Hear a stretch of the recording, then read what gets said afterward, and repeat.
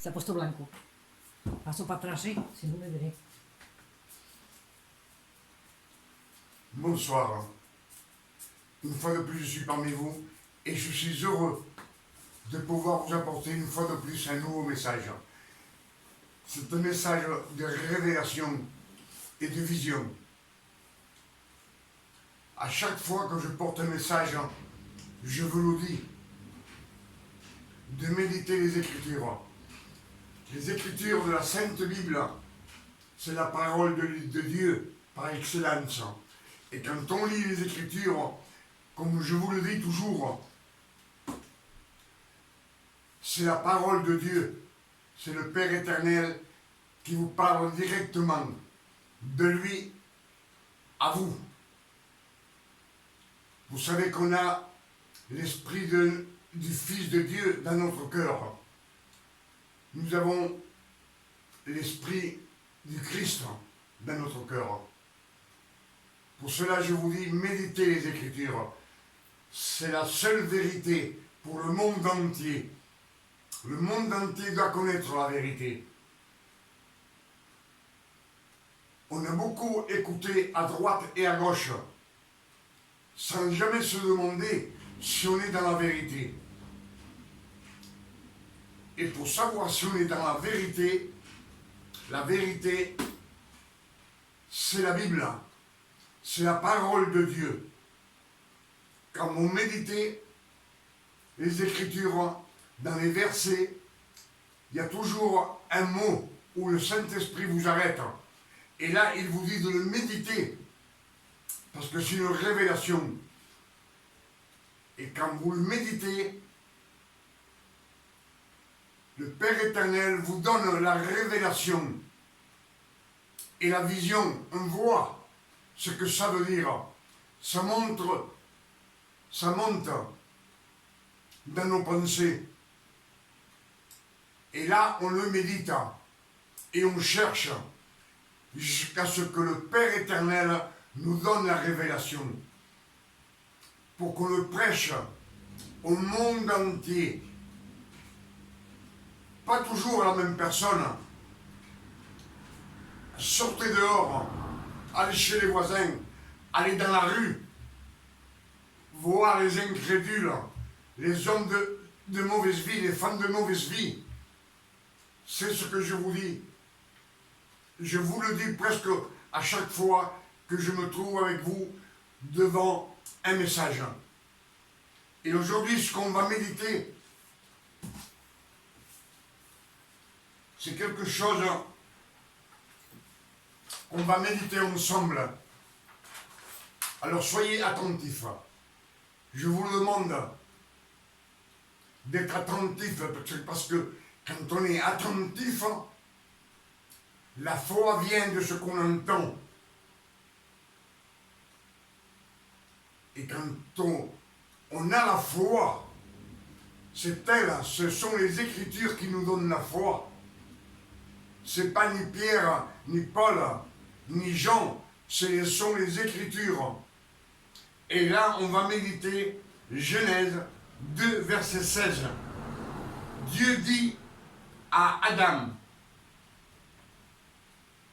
tu pourras manger les fruits de tous les arbres du jardin, mais du fruit de l'arbre qui est au milieu du jardin, tu ne mangeras pas. Le jour où tu en mangeras, tu mourras. C'est un commandement, c'est un ordre. L'arbre du bien et du mal, c'est l'arbre. L'arbre, il n'est pas mauvais. Le fruit de l'arbre n'est pas mauvais. Simplement, c'est le fruit du bien et du mal. Dieu vient de donner à Adam le libre arbitre de choisir de faire le bien ou de choisir de faire le mal. Je pense que vous me suivez. Dieu, le Père éternel, donna le libre arbitre à Adam, avec cette proposition de l'arbre du bien et du mal. Il vient de donner le libre arbitre à Adam. et au reste de sa descendance.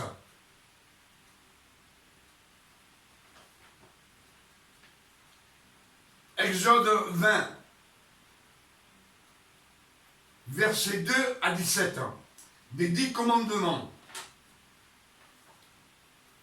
Le Père éternel, Dieu au mont Sinaï, donna les 10 commandements aux 12 tribus d'Israël. Ce sont les 10 commandements que Moïse brisa quand il descendit de la montagne. Ces 10 commandements, c'est les 10 commandements que le Père éternel a mis dans nos cœurs. Au monde entier, c'est l'esprit du Fils. Ce sont les 10 commandements. 3 commandements d'amour et 7 commandements de ne rien faire pour être tranquille pendant toute votre vie sur la terre. Et là, nous allons voir un petit peu ce qu'on va méditer ensemble.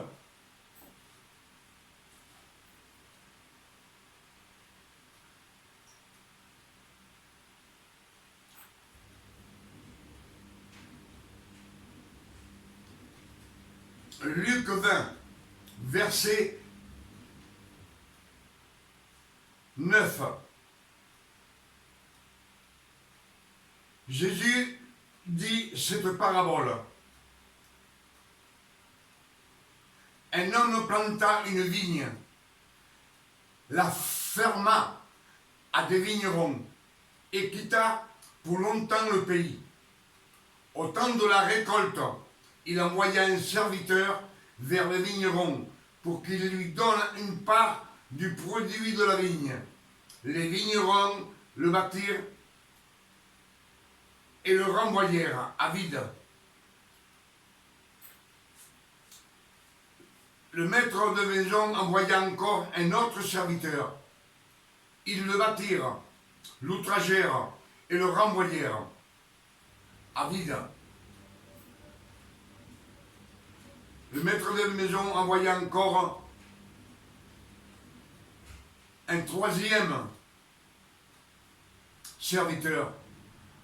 Ils le blessèrent et le chassèrent. Le maître de la vigne dit: que ferai-je? J'enverrai mon fils bien-aimé. Peut-être auront-ils pour lui du respect. Mais quand les vignerons le virent, ils raisonnèrent entre eux et dirent: voici l'héritier, tuons-le, afin que l'héritage soit à nous. Et le fils du maître de maison, ils le prirent, le jetèrent hors de la ville et le tuèrent. Maintenant, que leur fera le maître de la vigne? Il viendra, fera périr ses vignerons et il donnera la vigne à d'autres. Lorsqu'ils entendirent cela, ils dirent: à Dieu ne plaise. Ils se sentirent visés.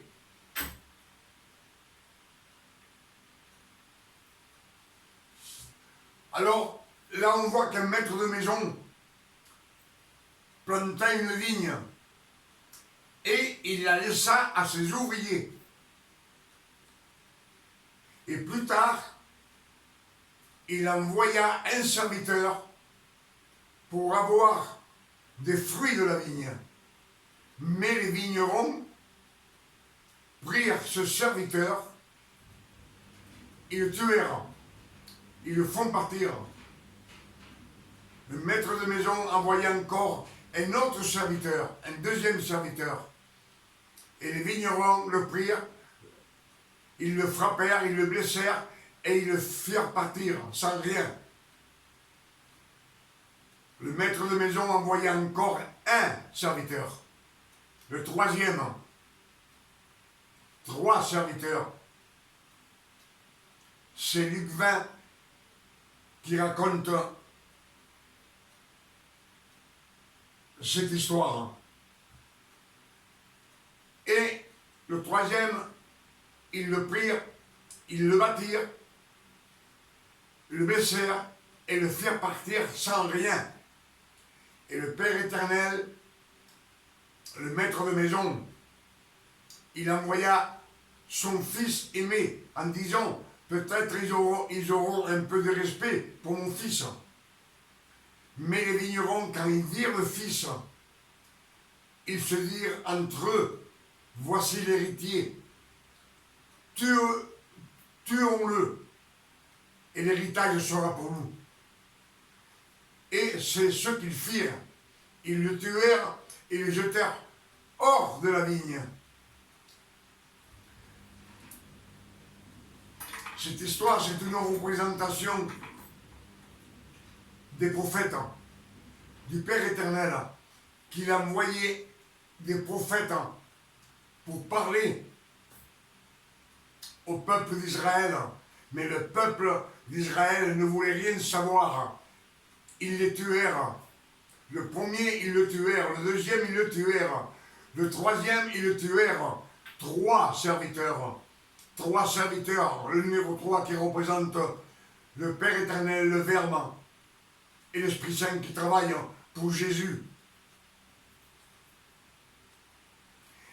Et quand le maître de maison envoya son fils, qui représente Jésus, Jésus vint dans la vigne pour demander du fruit. C'est quand Jésus vient sur Israël et il ne trouve aucun fruit dans son peuple. Et ils le prirent, comme ça s'est passé, et ils l'ont crucifié hors de la ville, sur une croix maudite. C'est ce que représente cette parabole que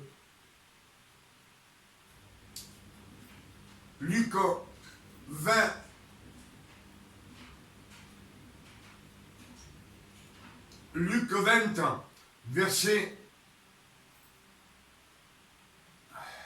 je vais le retrouver. Luc 20, verset 9.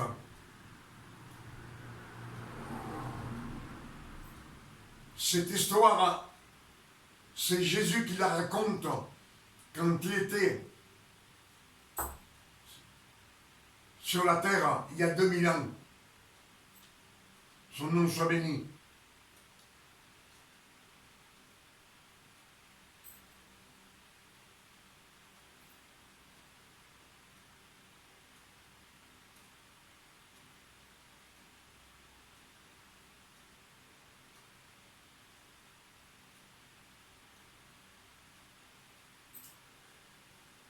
Luc 20.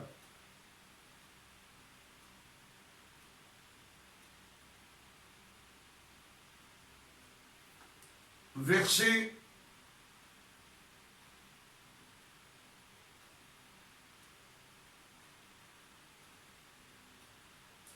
excusez-moi une minute.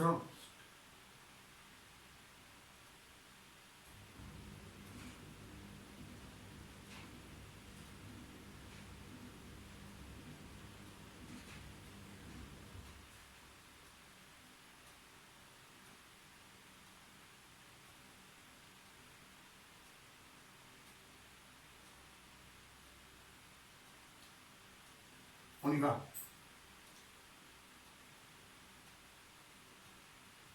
Jésus dit, Luc 20, verset 17. Jésus dit, que signifie dans ce qui est écrit, la pierre qu'ont rejetée ceux qui bâtissaient est devenue la principale de l'angle. Quiconque tombera sur elle, quiconque tombera sur cette pierre s'y brisera, et celui sur qui elle tombera sera écrasé.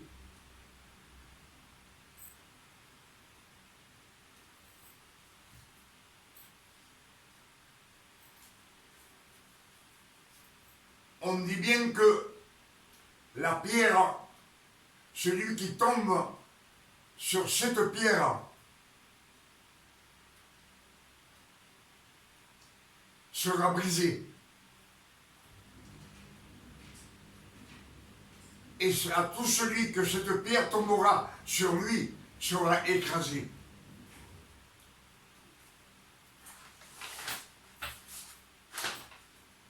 Exode 20,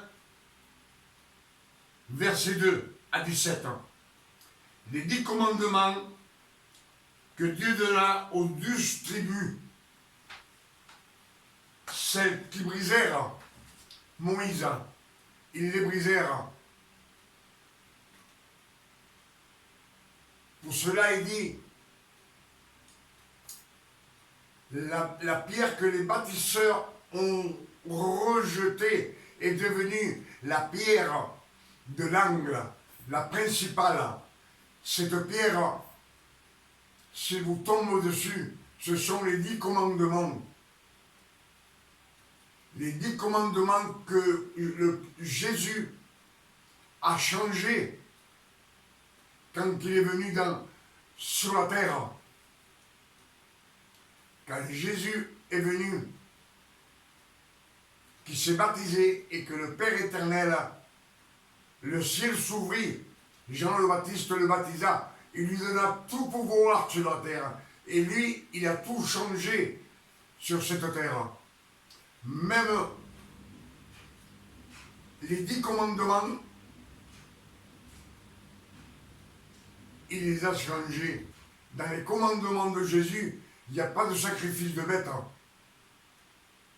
Mais ces 10 commandements, c'est ce qui gouverne, c'est la pierre principale. C'est ce qui gouverne le monde. Le monde entier est gouverné par cette pierre. On sait que la pierre, ça a toujours été les commandements. Pour cela, ces commandements que Dieu donna dans le mont Sinaï, c'était des commandements de tranquillité, 3 d'amour et 7 de ne rien faire, repos, perfection. Pour cela, je vous dis que les fils de Dieu, quand on arrive à être fils de Dieu, comme dit le Père éternel, lui, c'est lui qui dit qu'on est comme Jésus. Car si on ne fait rien, on n'a peur de rien. Si vous êtes tranquille chez vous, vous ne commettez pas aucun péché.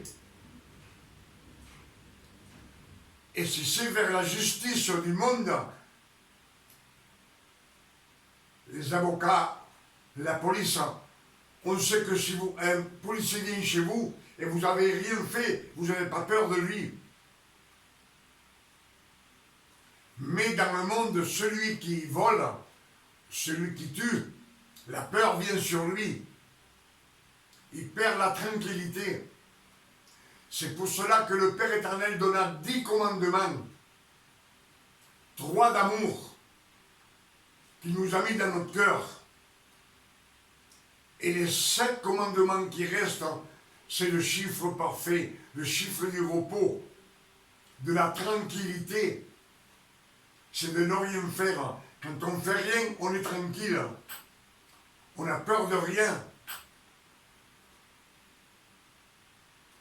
Je pense que vous me suivez quand même. Si vous arrivez à me comprendre.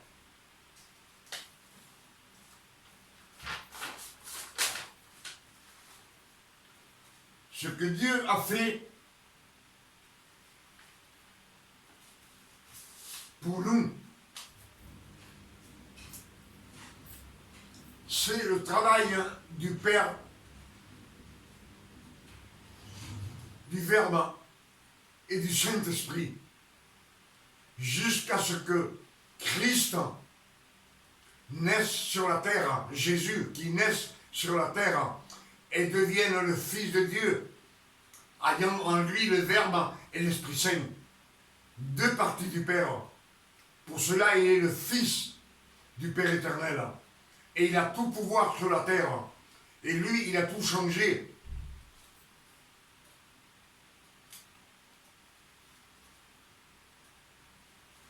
Romains 6, verset 3.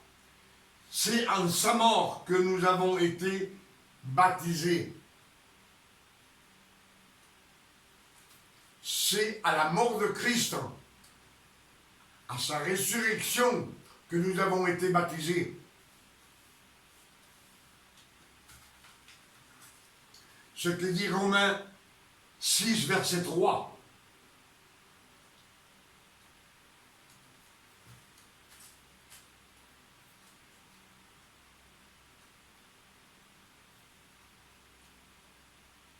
Hébreux 10, verset 15 à 17.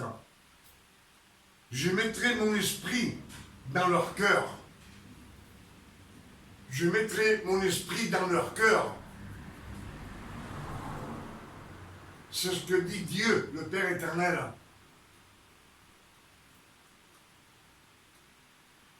Éphésiens 2, verset 6. Il nous a ressuscités ensemble, et ensemble, il nous a assis dans les cieux célestes. Il nous a assis ensemble avec Jésus dans les cieux célestes.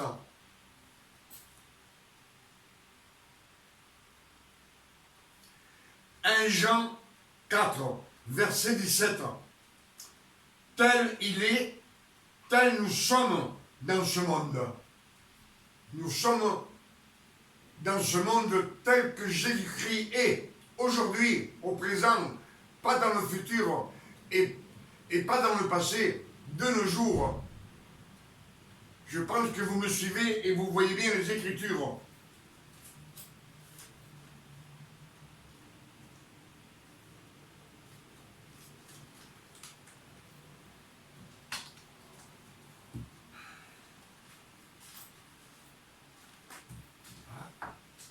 Je peux dépasser? Il est possible.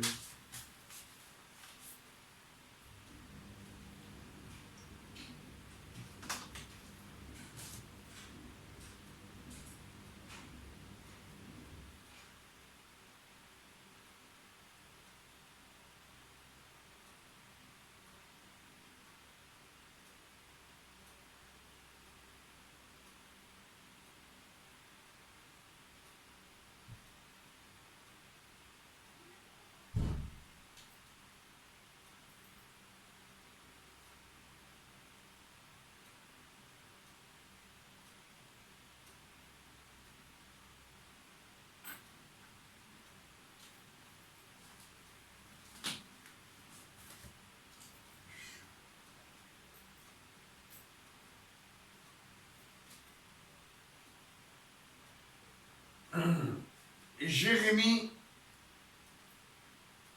31.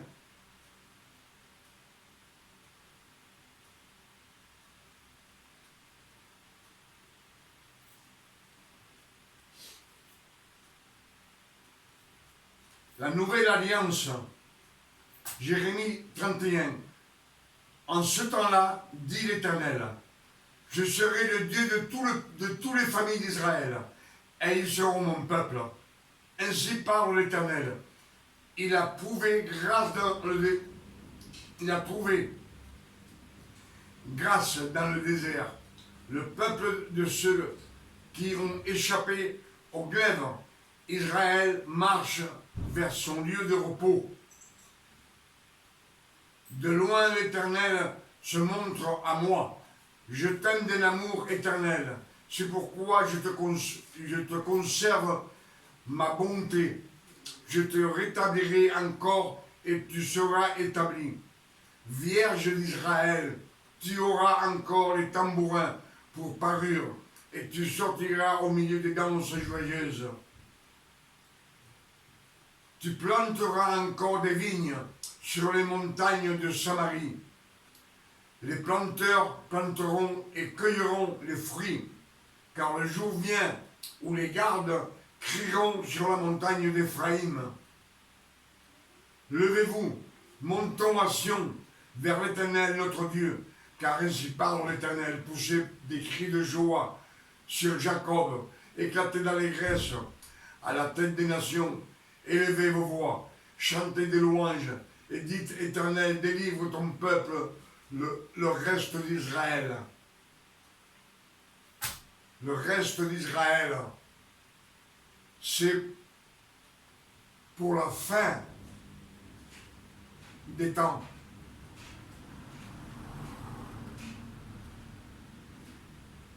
Voici les romaneries du pays de septentrion. Je les rassemble des extrémités de la terre. Parmi eux sont l'aveugle et le boiteux, la femme enceinte et celle en travail. C'est une grande multitude qui revient ici. Ils viennent en pleurant, et je les conduirai au milieu de leurs supplications. Je les mènerai vers les torrents d'eau par un chemin uni où ils ne chancelleront pas, car je suis un père pour Israël, et Ephraïm est mon premier-né.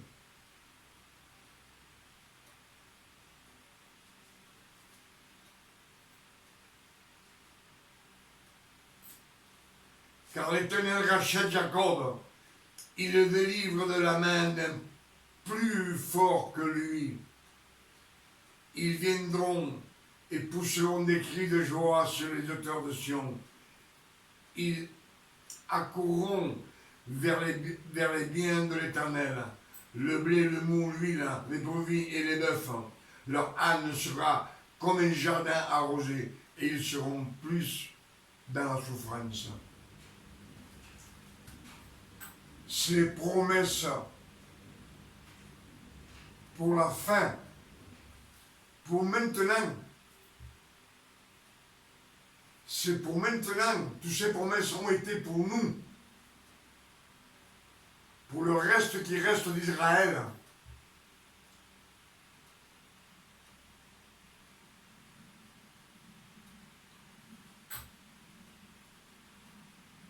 Ce qu'on a lu, comme je vous ai dit, ce sont les Écritures. Ce sont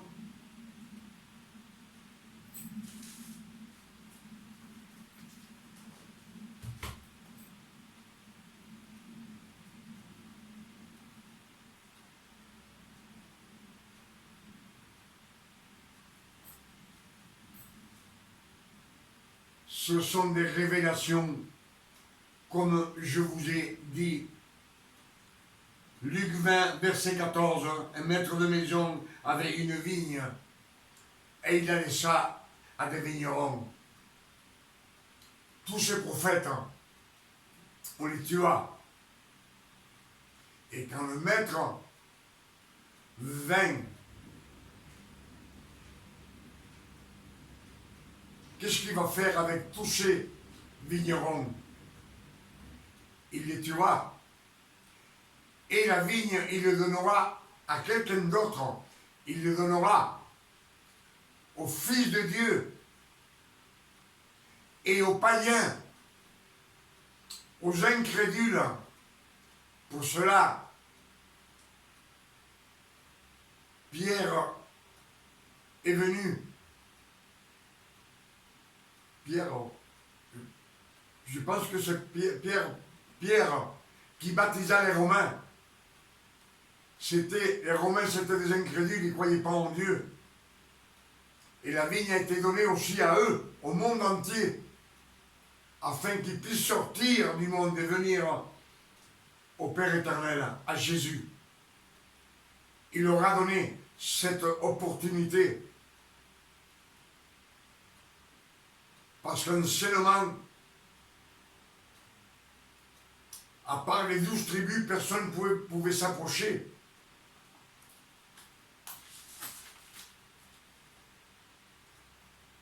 Vers les pharisiens, ni les séduciens, ni les scribes. Les Romains ne s'approchaient pas. Et le Père éternel, Christ, quand il a ressuscité, il leur a donné l'opportunité de venir. Ils ont le droit de venir. Pour cela, beaucoup de monde s'est converti au Père éternel.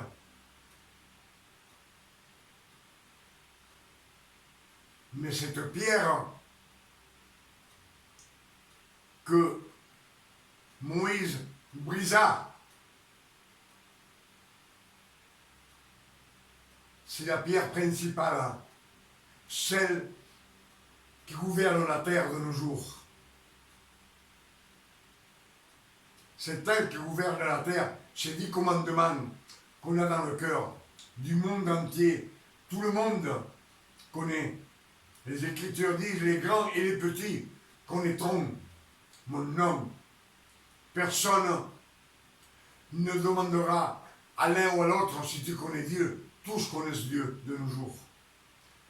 Je pense qu'on a médité ensemble beaucoup de révélations. Il est minuit. Et je demande au Père éternel, dans le nom de notre Seigneur Jésus-Christ, que ce message puisse vous faire grandir dans le chemin de Jésus.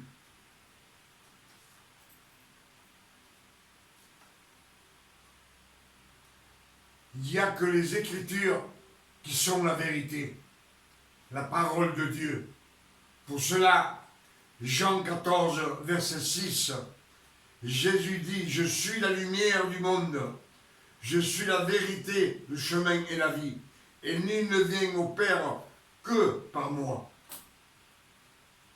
Jean 8, verset 12, Jésus dit, « Celui qui me suit ne marchera jamais dans les ténèbres, mais il aura la lumière de la vie. » C'est une promesse de Jésus pour ses enfants, pour toute l'éternité. Je pense que les Écritures, elles sont claires quand on arrive à les comprendre. Pour cela, je vous dis que je demande au Père éternel, dans le bon nom de Jésus, que ce message que que vous avez écouté avec moi, que je vous ai prêché ce soir, qui puisse vous faire grandir dans le chemin de Jésus.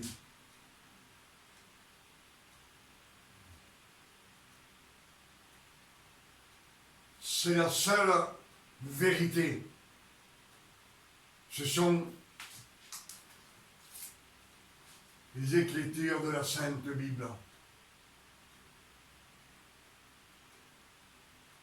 Le reste, qu'on nous dise à droite et à gauche, on peut, ce qu'on entend, le méditer, mais voir si ça vient de la loi ou ça vient de la grâce. La grâce, le don de grâce qu'on a, c'est un don immérité. On ne le mérite pas. Le Père éternel nous le donne par amour pour nous. Parce que tout ce que vous avez entendu a été fait par le Père éternel.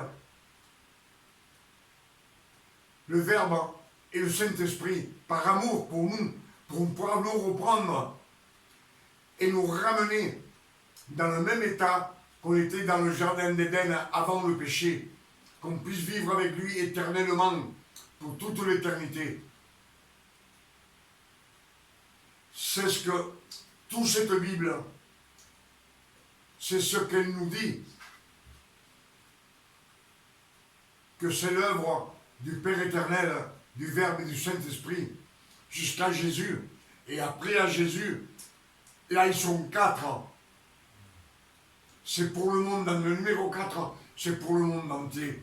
Pour cela, nous avons 4 évangiles, pour pouvoir méditer les Écritures,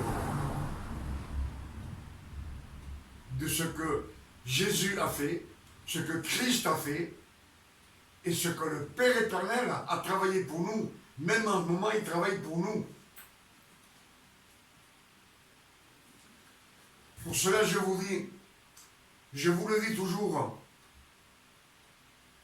Ne mélangez pas la grâce et la loi. Le Père éternel dit dans sa parole, je préfère que vous soyez froid ou que vous soyez chaud. Chaud, c'est la grâce. Froid, c'est la loi. Si vous êtes tiède, je vous vomirai de ma bouche. Pour cela, je vous le dis toujours, quand vous mettez à genoux, vous revenez à la loi. Quand vous jeûnez, vous revenez à la loi. Vous sortez de la grâce et vous venez à la loi. On ne peut pas mélanger. Quand vous demandez pardon au Père éternel, parce que vous avez péché, on demande toujours, Seigneur, pardonne-moi, en pleurnichant. Et vous savez ce qu'il vous dit, le Père éternel? Le Père éternel vous dit, mon fils, je t'ai déjà pardonné. Il y a 2000 ans que je t'ai pardonné. J'ai donné mon fils unique sur la croix, jusqu'à la mort, ensanglanté, cloué des pieds et des mains, pour pouvoir te laver de tout péché, de toute iniquité, de toute agression, de toute malédiction. Il a tout payé sur cette croix maudite. J'ai offert mon fils à cause de toi. Maintenant, tu es libre de pécher, libre de faire tout ce que tu veux, mais de rester toujours dans la sanctification. Et au lieu de demander pardon, rends grâce au Père éternel, rends grâce à Jésus pour ce qu'il a fait sur la croix pour toi.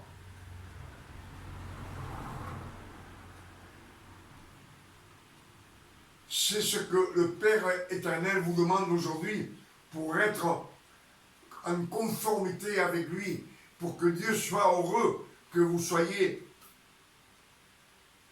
reconnaissant de ce que Jésus a fait sur la croix et ce que le Père éternel a fait pour toi. Sans te connaître, il a donné son fils aimé, son unique fils, cloué sur la croix. Alors, sois reconnaissant et rends grâce, dis merci au lieu de pleurnicher et me demander encore pardon. J'ai plus de fils à donner.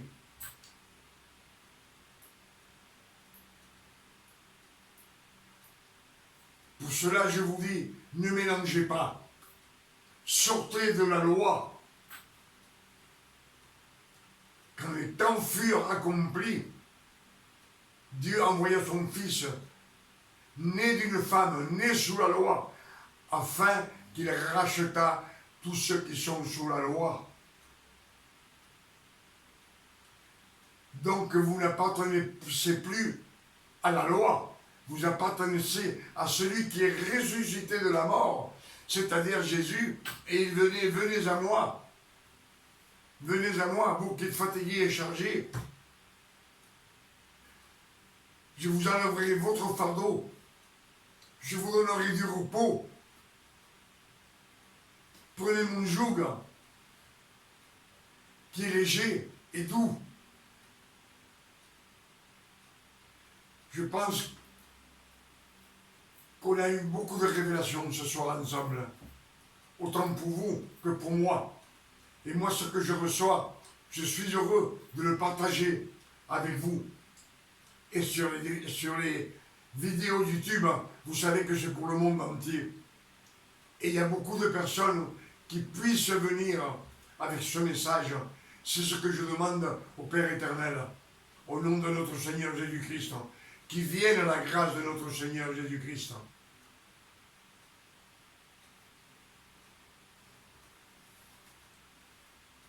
Et moi, je vous dis ce soir, avec un grand amour, je vous le dis, je demande au Père éternel qu'il vous donne une nuit de repos, de tranquillité et de paix, de bonheur, vous et vos familles. vos amis, vous tous qui écoutez mes messages de révélation et de vision. Je demande au Père éternel qui vous donne une bonne nuit de repos, de tranquillité et de paix, au nom de notre Seigneur Jésus-Christ. Amen. Et maintenant, je vais vous dire une chose.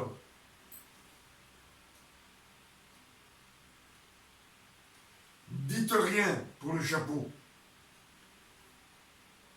Et je dirai rien pour vos critiques. Ce chapeau, le Fils de Dieu, c'est une parabole.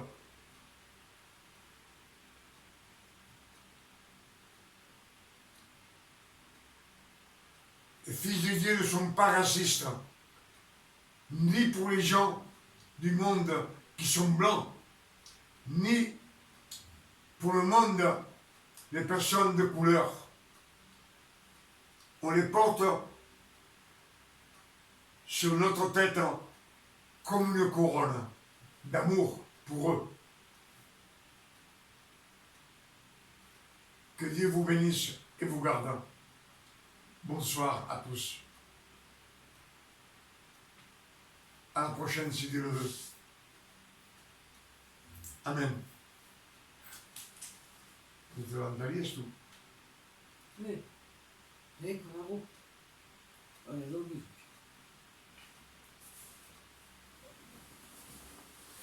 Con apetito. Pero de cobrar.